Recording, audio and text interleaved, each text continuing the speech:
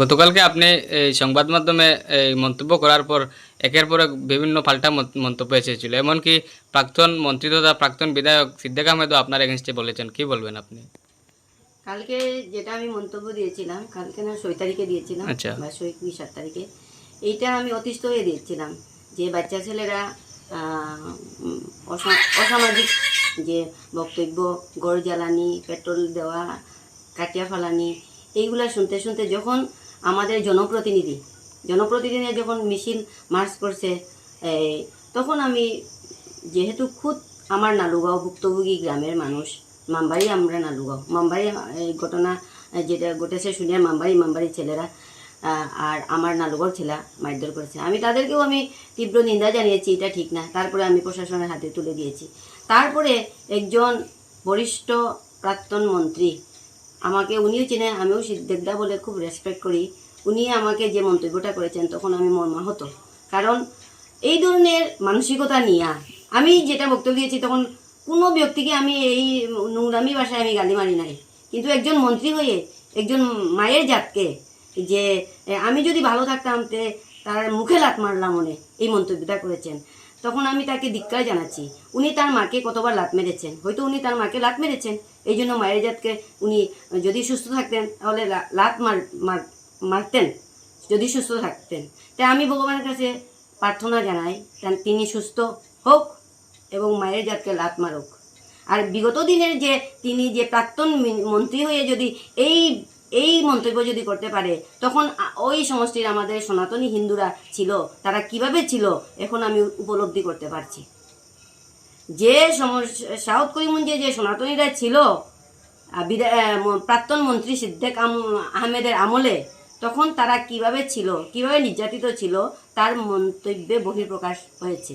তাই আমার ইচ্ছা ছিল না আমি এই মন্তব্যের এগেনস্টে কিছু বলার। উনি যখন ঘুষ মানে সানিয়া ফেলাইছেন, সিলেটি ভাষায় কই, তিনি যখন আগিছইন, আগার মধ্যে আমি ডিল দেওয়ার ইচ্ছা নাই, আগার মধ্যে ডিল দেওয়ার ইচ্ছা নাই। কিন্তু এই ছেলেরা মন্তব্য কি আমার নামে করছেন, আমি বিষাক্ত মহিলা, এই মহিলা, এগুলো বাচ্চা ছেলে, আমার ছেলের সমান, ছোট ভাই ছেলে, আমি তাদের মন্তব্যে আমার অত যায় আসে না।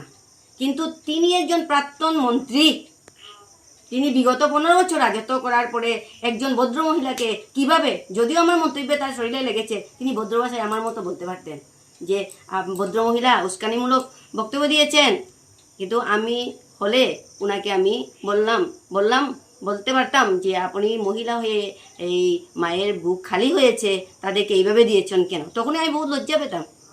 কিন্তু উনি ঘটনার কোনো খবর না নিয়ে আমার মন্তব্য শুনে, আমি কাকেও এখানে গালিগালাজ করি নাই, আমি কারো গাইলেইছি না, আমি সিলেটি ভাষায় কই, আর আমি কারো গাইলেইছি না গাইলেনি পরে আমি রাগে দুঃখে এক রাজনৈতিক দল সনাতনীর উপরে যে একটা মুভমেন্ট করছেন সজমিনে না আইয়া, এই লেগে আমি দুঃখে এই স্টেটমেন্টটা দিছি।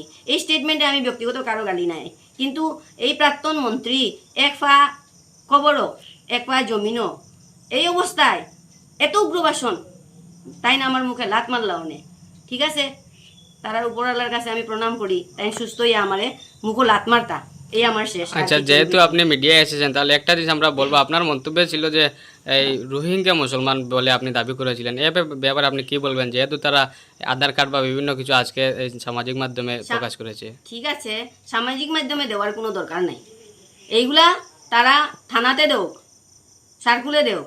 যদি তারা যদি মামবাড়ির যদি বাসিন্দা হয়ে থাকে, আমি মামবাড়ির বাসিন্দা সবাইকে চিনি, ভোটার লিস্ট আমার ঘরে আছে, মামবাড়ির ভোটার লিস্ট। তাদের শুনলাম যে তারা পূর্বে হিন্দু ধর্মে ছিল।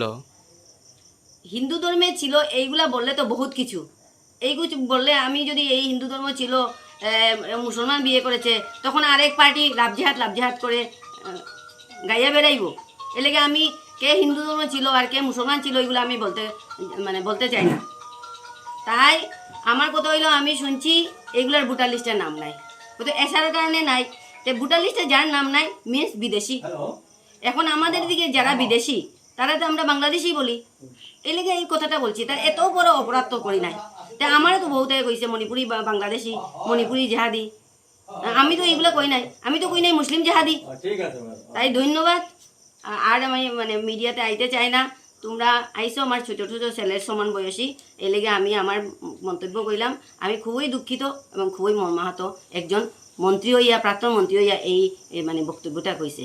তাই ধন্যবাদ। আর আমি মিডিয়াতে আইতে চাই না, আর আইতামও না। ওকে। শেষ।